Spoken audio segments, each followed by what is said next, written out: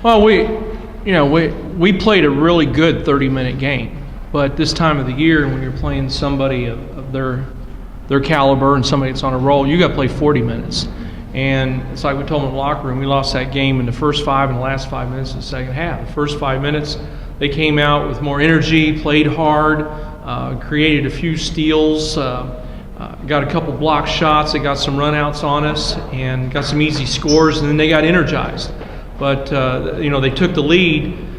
But we really got some good minutes from Abby Bush and Michelle Tobin to answer their run. We came right back and got up 5 or 6 ourselves. But then we kind of stalled out the last 5 minutes of the game. Again, a big difference was the first half we were 5 of 10 from three-point land. The second half we were 0 for 8. I think some of that might have been tired legs.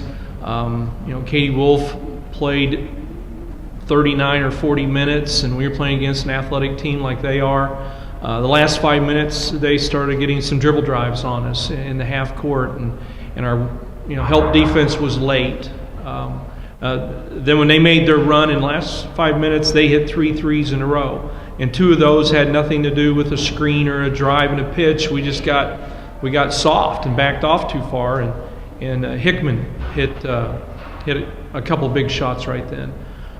But we really did a good job. That first half was about as good as we can play, and we did a really good job defensively, switching on everything. Did a good job of containing their dribble drives and challenging their threes. We deserved to be up 8 at halftime, but I think we relaxed a little bit, even though we talked to them about guarding against that. It's just human nature. If we'd have been able to score the first couple possessions we had the ball and answer what they did, who knows what would have happened, but that's not the way it played out. So I think we wore down late in the game.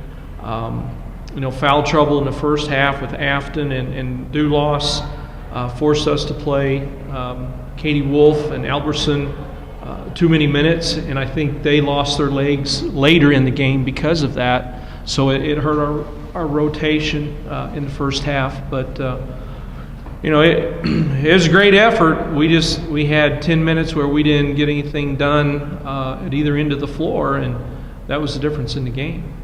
I guess just for the game, you guys are going to be playing one of the top teams in the conference. Now, just after, how do you feel? How do you feel confidence-wise coming in? And I guess is it changed afterwards or at all, or? No. It's like Michelle mentioned.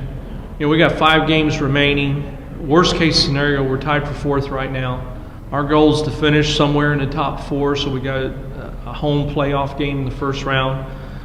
We proved tonight to ourselves that if we do things well and we're aggressive and take care of the ball and finish plays inside, we can play with this team.